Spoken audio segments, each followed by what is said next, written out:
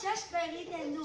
Ara, hor aseriartiko bat dago eta goaz inuitei galderak egitera. Hemen lehenengo inuitrekin topatu gara. Nola duzu izena? Ni izan dut izena eta zu? Ni jon dut izena. Aldi dazu esan non dago kokatuta iparpoloa? Bai, noski baiet. Iparpoloa, hemisferioan kokatuta dago. Hirurogeita sei eta laurogeita hemeretzian dago.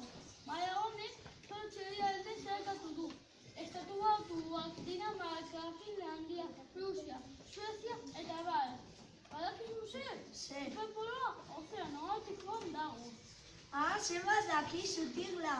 Zenbat urte daramazu hemen bizitzen? 10 urte. 10 urte zenbat, agur. Orain beste inuit batekin topatu gara, nola duzu izena? Ni Mitra dut izena, eta zuk? Ni jon dut izena. Kontxo, Mitra, zelako paisaia raroa, Ortuella herrian ez dagolako paisaiarik. Aldi dazu esan niri zelako paisaia dagoen Ortuellako lagunei kontatzeko eta euskaldunak munduneko lagunei kontatzeko? Bai, noski baiet. Ni urte asko daramat bizitzen. Beraz, paisaiari dagokionez, ibaiak, arrokak, txalbrokak, mendiak, ura, lurra eta ikusi dezakezu. Agur! Hau izatz bloke bat da? Bai, noski baiet. Ia ba? Ez ikustu oso hotza dagoela. Agur! Zelako sortea beste inuit batekin topatu gara, nola duzu izena? Ni dut izena, eta zuk? Ni jon dut izena. Aldi dazu zelako temperatura dagoen hemen iparpoloa? Bai, noski baiet, hemen temperatura oso hotza da. Gainera 0 gradutik azpiti egiten du. 20 gradutik gorakoa gehienetan egiten du. Eta kontuan izan 6 hilabete izaten da negua. Agur! Agur! Zelako sortea ezin dut sinistu beste inuit batekin topatu gara. Nola duzu izena? Ni Kanti dut izena, eta zuk? Ni jon dut izena. Aldi dazu esan hemengo animaliak? Bai, noski baiet, azeri artikoa, pinguinoak, zuria, ebaleak, mosak eta bat ikusi dezakezue iparpoloan. Eta joan baino lehen aldi dazu esan zelako kalteak egiten diogu iparpoloan. Bai, noski baiet, berotasuna globalaki ara geratu izot gabe, eta egiten diogu minean eta fabrikagaitik, automatik eta arrantza kontroli gabe. Agur! Agur! Eta hemen euskaldunak munduan bukatu dugu. Agur! Agur!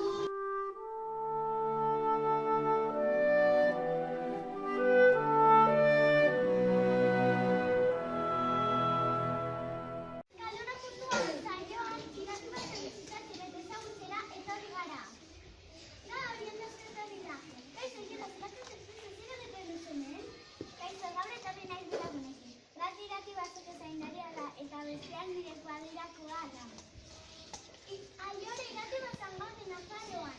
Nik hau ez dut ezagutzen. Guazen pasa bat ematera. Irati bat zan animali asko daude. Beitu, azeri politu bat. Hora aurrean orkatzak eta bereinak daude. Eta basurdeak ikustea oso zaila da. Baina egon badaude. Eta ibaian amua daiek ikusian dituzue. Eta irati batzuk ezaitu desberdin mota daude, izeia eta pagaria. Kaixo, Roberto, zein da zure lana? Kaixo, ni irati basoko zaintaria naiz. Eta basoko animaliak zaintzen ditu. Roberto, kontatu aldiguzu nola elikatzen diren animaliak? Elikakate baten adibide bat kontatuko dizuet. Orena belarra jaten du. Azeria orena jaten du. Azeria itzenean lurrean geratzen da eta deskonposatzaileek jaten dute. Basoina eta landare mota asko desberdin daude, gehienen bastu galtzak dira. Bizita honetako ikasi du. Landare degokionez, landare elikatzeko modua ikasi du azalduko dizuet. Zuraiatatik ura eta gainera hartzen dute. Otoatatik karbono dioxido hartzen dute. Landare oxigenoa kanporatzen dute. Landare botatzen dute oxigenua. Esker bizi algara. Kaixo, Mario, zein da zure lana? osoko zuhaitzek mozten ditu baina. Zartu dagoela. Gizakiok kalte handiak egiten ditugu mendian, zabora botatzen ditugu. Irati basoan jendea etortzen denean, plastiko boltsak kontatzen dugu. Honekin amaitu du. Agur eta eskerrik asko.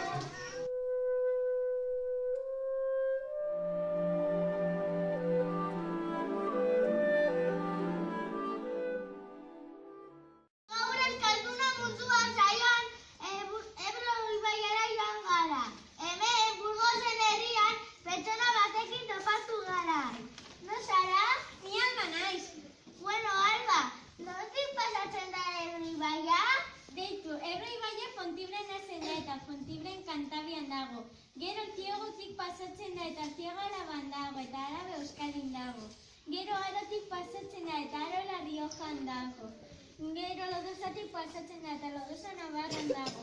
Gero Miranda del Ebro ibaiatik pasatzen da eta Miranda del Ebro Burgos dago eta Burgos Castilla y León dago. Gero Zaragozatik pasatzen da eta Zaragoza Aragon dago eta amaitzeko Tortosan amaitzen da eta Tortosa Katalunian dago. Eskerrik asko informazioagatik. Kaixo, zu no zara? Ni Natalia naiz.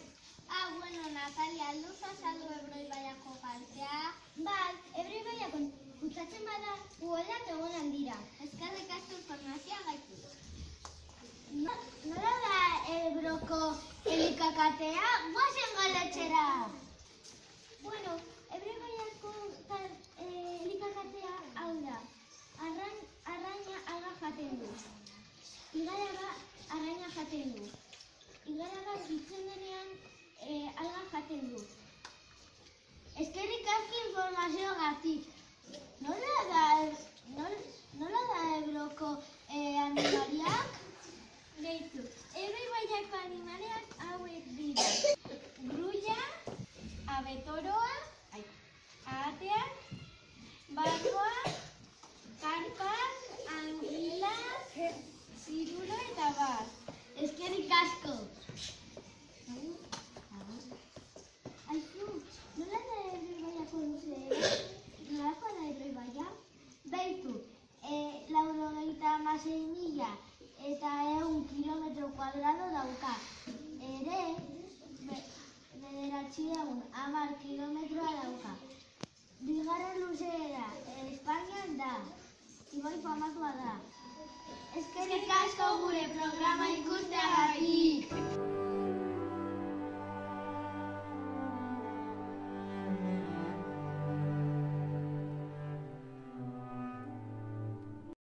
Kaixo, guys, kaldera munduan saioan Pirineoetara etorri gara. Ordez herrialdera. Non gaude? Pirineoak Europan daude. Pirineoak 3 lekutan daude. Frantzia, Andorra eta Espainia. Frantziako Pirineoak Akitania berria eta Okzitania. Espainiako Pirineoak Gipuzkoa, Navarra, Lerida eta Gerona. Andorra herrialde txikia eta Frantzia eta Espainia artean dago. Hemen kuadrilla batekin topo egin gara. Hemen bizitzen dena. Hainbat animali daude, nola deituko direla? Animaliak deitzen dira adibidez bat hauntza eta beste bat sugea da. Baina gehiago daude, esango dizkizue. Ere daude azeriak, aharia, atzmarroiak eta bat. Eta atzmarroia garrantzitsuena da. Hainbat landare daude, nola deituko direla? Nik dakit, landarea en el buen apetito de dama eta 9.000 landareak daude. Eta zapatito de dama bakarrik hemen dago. Hainbat animali daude, nola elikatuko direla? Horrela elikatzen dira. Fotosintesian landaren janaria da. Gero untziaren janaria landareak dira. Ondoren sugearen janaria untzia da eta azkenean arranoen janaria sugeara. Nola elikatuko direla hainbat landare hauek? Landareak susteetatik hartzen dute ura eta gas minerala. Gero, hostoetatik eusen argia eta karbono dioxido hartzen dute. Ze hotza bakarrik daramagu ebera baldin ditu eta hotza asko egiten du. Ze klima hain arrari. Ba, hemen neguetan hotz asko egiten du, udan temperaturak oso baxuak. Eta hain hotzak dira, laku batzuk elurrez betetzen direla. Pirineoetan laku batzuk daude ibonez deitzen direla. Eta neguan, kumbrean elur asko dago, baina udan ez hainbeste. Zenolako paisaiak daude Pirineoetan? Paisaiak, arrokak, mendiak, urak, zoruak, elurra eta bar. Ze kasualitate, urtea hautza jandu. Eta hau da, elikakatearen gauza importante bat. Elikakatea egiten, zer nolako elikakatea daude Pirineoetan? Ba, fotosintesa landarearen janaria da. Gero untziaren janaria landareak dira, azkenean ondoren untziaren sugearen janaria utzia da, eta azkenean arramaren janaria sugea da. Eskerrik asko. Eta bukatzeko, zer nolako kalteak egiten dugu gizakio Pirineoetari? Uraren subestratosfera eta kutsadura eta klima aldaketa. Eskerrik asko eta honekin bukatu dugu.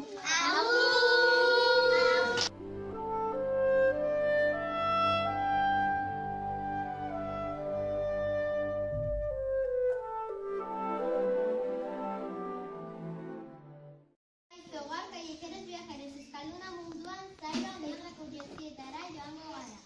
Niagara ikustera etorri diren turista talde batekin gaude. Kaixo, egunon. Zuek nongoak zarete? Ez, hau bizitatzera etorri gara, nire lagunekin etorri nahi. Zein ondo, izugarri gustatzen zaigu.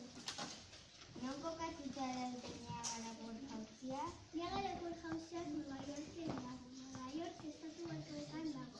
Estatu batuak Ipar Amerikan dago eta Ipar Amerika munduan dago. Eta nola etorri zarete? Gu hegazkinez etorri gara eta oso bizakonak eta politak ikusten dira. Kepa, landareak zer portara duten Niagarako jauziak. Bai, noski baiet, landareak bizituko du temperatura egokia. Eta argiak behar dute. Oraindik temperatura kontatuko dizkizu. Neguan 0 gradu eta 2 zentigradu. Eta egunez hauek 0 gradu eta 2 zentigradu. Udazkenean 0 zentigradu eta 22 zentigradu egiten du. Orain ni animaliak eta landareria kontatuko dizkizuet. Hasiko dut animaliatik. Otso grisa, bere artiko, arranoak, pollas miklero, amuarrainak, arranoak eta bar. Orain landareria. Pinuak, tinekatan eta urkiak. Orain nolako kalteak egiten dugu gizakio Niagarako jauzietara salduko dizkizuet. Lehenengo kaltea da, hau da, turista asko gatoz eta zaborra botatzen dugu eta Niagarako jauziak kutsatzen dugu. Eta bigarren kaltea da, itxason autoen eta itxason txio. Petrolio talkea da. Oraindik ikusi ditugun bizidunak eta bizigabeak kontatuko dizu.